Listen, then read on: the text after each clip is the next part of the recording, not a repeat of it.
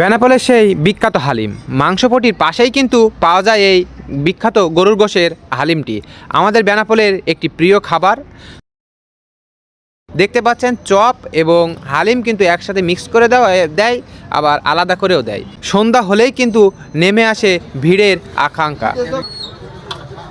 আপনারা দেখতে পাচ্ছেন বাজারের পরেই কিন্তু এই হালিমের দোকানটি। এই হালিমে সবসময় ভিড় লেগে থাকে, খুবই সুস্বাদু কিন্তু বেনাপোলের হালিম। হালিম আপনারা দেখতে পাচ্ছেন যে খাওয়ার জন্য সব অপেক্ষা করছে। হালিম কিন্তু একটি সুস্বাদু খাবার, বেনাপোলবাসীর একটি অন্যতম খাবার কিন্তু হালিম।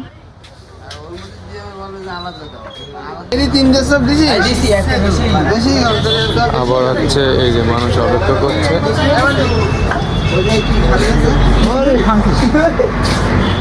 চপও কিন্তু এর বাইরে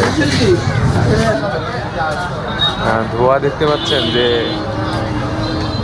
হালিমের রেডি হয়ে